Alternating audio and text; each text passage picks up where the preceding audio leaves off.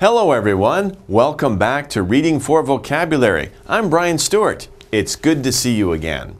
We're on Lesson 2 in Level D of Reading for Vocabulary. Do you remember in Lesson 1 we talked about a cool job? That's being an architect. Well, in Lesson 2, let's take a look at some amazing architecture. We're going to learn about famous architecture in the world. We can think of famous buildings or structures that were built in history and that we remember. Do you know some of them? Let's go through some of the wonders of the world, famous buildings and structures. For example, do you know this one? You probably do. If you've ever read about Egypt, especially ancient Egypt, you will know what these structures are. There's actually two. The first one here is the Great Pyramid of Giza.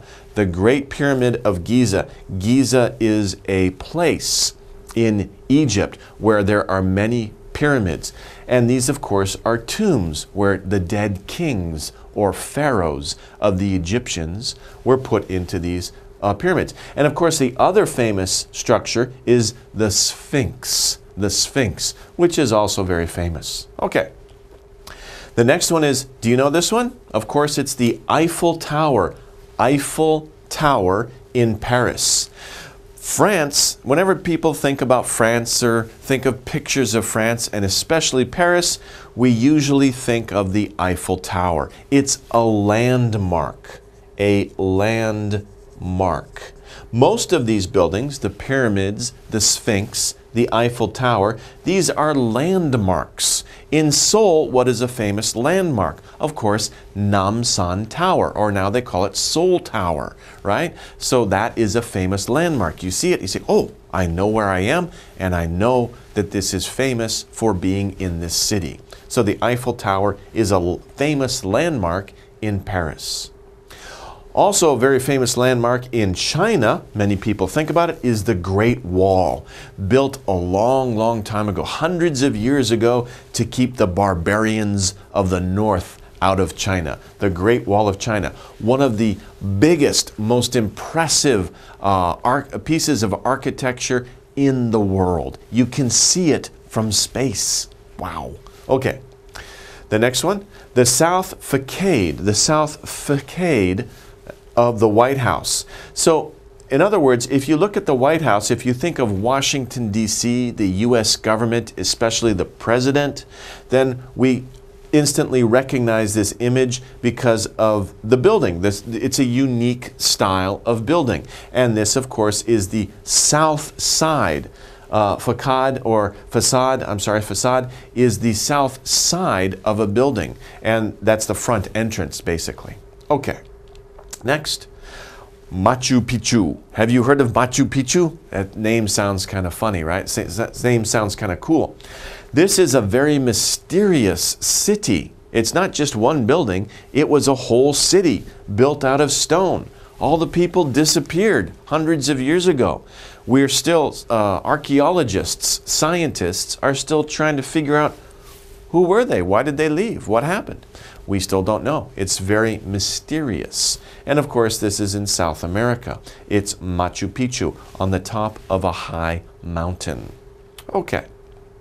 The last one here is the Taj Mahal in India. Maybe you've heard of this. This is a very famous symbol for love because a prince built this huge building because of his love for his lover, the woman that he loved. So he built this very beautiful building, and it still stands today, and it's a very big tourist attraction, and it's a symbol of love. The Taj Mahal in India. Okay, those are some examples of famous architecture in the world. Many of them are famous. I'm sure you've probably heard of them before. But let's take a look now at the vocabulary we're going to need in order to read the passage.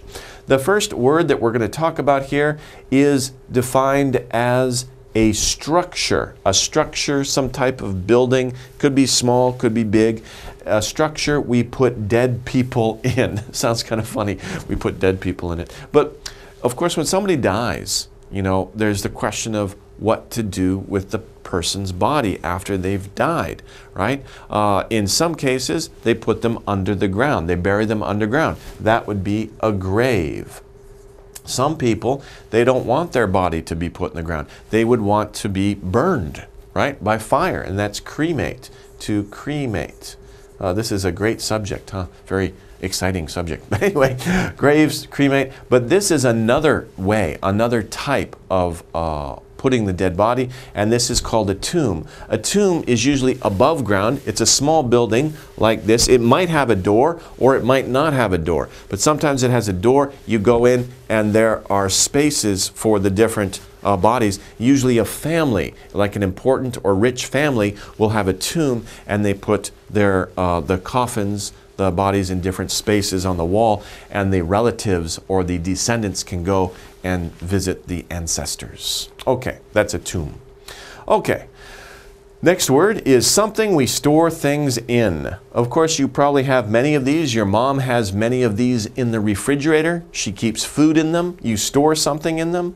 They're called containers. And nowadays, many containers are made of plastic. Of course, containers can be made of metal, of wood, of all sorts of different materials. But most containers today are made of plastic. And we store, we keep things in those containers. The next word is to pull over the ground. Now, they're just playing, but sometimes if you see a mom, the little boy or girl, they don't want to go, and mom's like pulling them along the ground. What's going on? She's dragging the kid on the ground, right? So it's kind of funny. To pull over the ground. Of course, they're just playing. Pipes that carry water and other liquids. So in a house, there are many pipes that carry hot water, that carry cold water. In a factory, pipes will carry lots of different types of liquids. What do we call those? We call that system of pipes plumbing. So really, it's not just the pipes, it's the system of pipes. If you think about your house, okay? If you think about your house, you have a kitchen sink, right? You have a toilet. Those are all different pipes for water coming in and water coming out. If there's a problem, you say, we have a problem with the plumbing. You need to call somebody over, a plumber, to fix it. Okay, next one.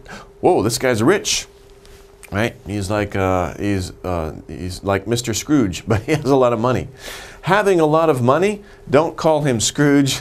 We can say he's rich, right? Scrooge is a specific meaning. It means somebody who doesn't like to spend money. But not all rich people are Scrooges. Some rich people like to spend their money, right? But just if you have a lot of money, you are rich, okay? But we can be rich in other things too. You can be rich in love. You can be rich in knowledge, right? So you can be rich in a lot of different things. Okay, next one. To make someone or something do what you want. It's like a puppet master, okay? A puppet is a little doll that you can control by strings. These would be the puppets, and he's the puppet master. But this word that we're looking for, the puppet master, controls the puppets. He controls. If you make somebody or something do what you want, you are controlling a person or a thing. Okay? So that's to control. Now, something made of many parts. Of course, a building is made of many different parts. Many machines are made of different parts. Look at your computer. It has many different parts inside of it. It is a structure. Even a computer can be a type of structure. A building, of course, is obviously a type of structure. It is something that is made of many different parts. It has many parts to it. Made by people. This is very famous. I think it's near Qatar or near Abu Dhabi in the Middle East. It's very famous. I forgot exactly where this was. But they made the islands like this, and then they put houses on them. Wow, it's really cool. So made by people, but it's not natural. That's the point here. You're not sailing your boat and you go, oh, look, the island looks like a palm tree. It's not natural. It didn't happen by nature. It happened because it was man-made. People designed it. They thought about it, they designed it, and they made it. It's man-made. Our experience, our life on earth now, we are surrounded by man-made things. 3,000 years ago, most of the world was natural. There weren't many man-made things. But nowadays, there are many man-made things. Cities, resorts, buildings, everything in your house, man-made. Okay. A large triangle-shaped building. So we talked about this before, right? It's a triangle. It means it has 3 sides, right? A triangle. And it's shaped like a triangle. Of course, what did we call it? I'm not talking about this, right? I'm talking about this here. A large triangle-shaped building is a pyramid. And I talked about that, right? We said the pyramids of Giza, right? Not the Sphinx. The Sphinx is separate. It's there. It's part of the architecture. But the pyramid is what we're talking about here. Triangle-shaped building. Now, to be around for a period of time. He looks so happy, doesn't he?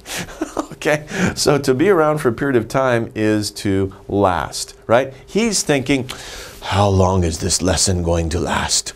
I hope you're not thinking that. I hope this is exciting. But he is not very excited about the lesson. He has a himdoro job, right? He has to teach this young boy, maybe math or something like that. But how long is it going to last? How long will it be around? Will it be around for 1 week, 1 month, 100 years? How long will something last? How long will it last? Okay, next one. A building where people practice religion. So of course many people in the world are religious, and there are different religions. There are different buildings. One of those buildings is called a church. People who are Christian go to a church. People who are Jewish go to a temple or synagogue. People who are Muslim, they go to a mosque. Okay, so there are many different buildings where people practice religion. This one, we can see it's Christian because of the cross, so we call it a church. But different religions will call their buildings different names. This is for the Christian religion. Okay. A set of steps built between 2 floors. So if you have steps like this built between 2 floors, what can we call it? We can call it stairs.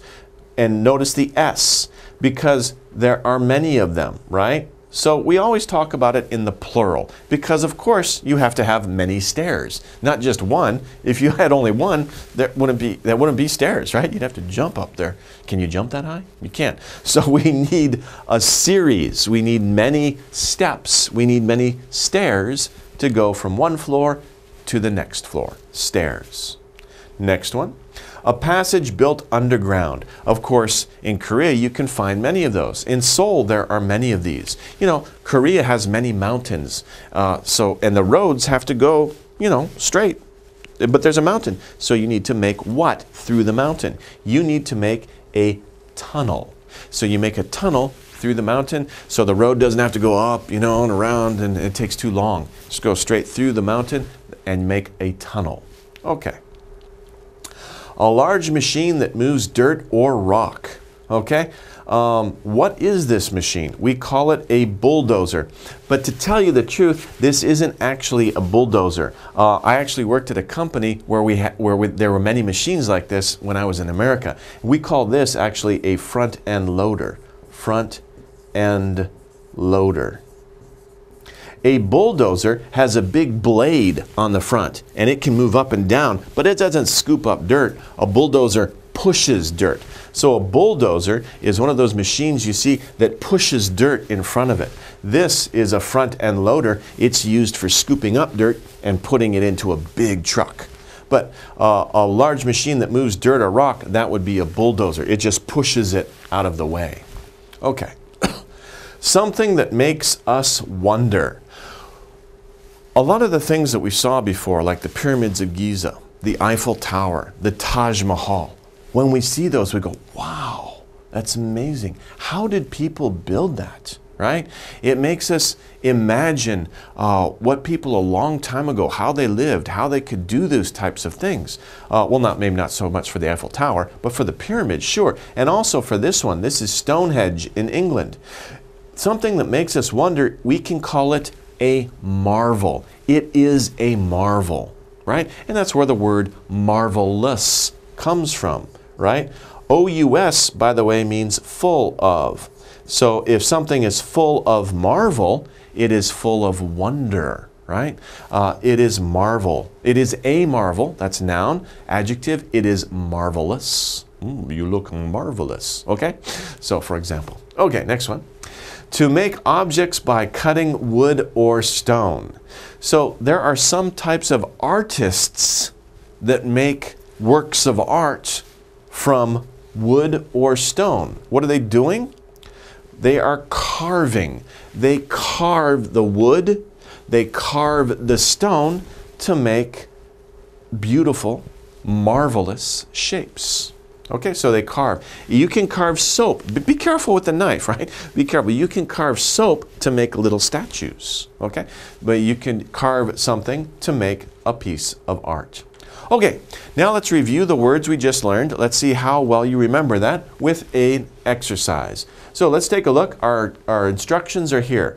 Choose the word that best completes the sentence. So our words are here under each sentence, and we need to fill in the blank with one of these words. Number one, Johnny, and an exclamation mark. So I have to say, Johnny, don't beep your blanket in the dirt. Think about little Johnny. He has a blanket, right? The blanket should be clean, but what is he doing? He's doing something, maybe he's walking, and the blanket is in the dirt. What's happening? Don't control your blanket in the dirt. That doesn't make sense. Don't Don't drag your blanket in the dirt. If you have a blanket, right, and you're not holding on to it like this, you just hold one end and the other end is on the ground and you're walking along, the blanket is dragging in the dirt and it's getting dirty. Mom doesn't like this. Don't do that, okay? So, don't drag your blanket in the dirt. Not don't run, that doesn't make sense. Don't cut your blanket in the dirt. Why would you cut your blanket? That doesn't make sense. The best answer is drag. Don't drag your blanket in the dirt. Mom doesn't like it. It gets very dirty. Okay, number two. We need a beep for the rest of the food. So imagine this. You're eating lunch, right? But you're full. Pebula, right? I can't eat anymore, right?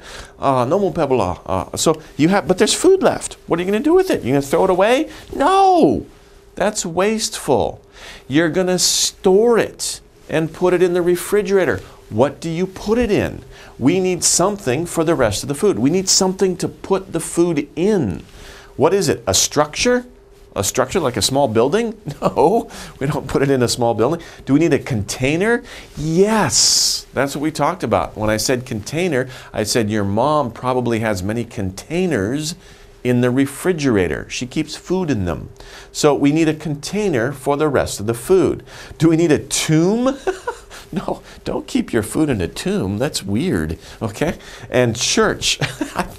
Don't keep your food in a church. I mean, you might be able to eat food in a church, but that's kind of rude. Don't do that. They do eat one type of food in the church, but that's a long story.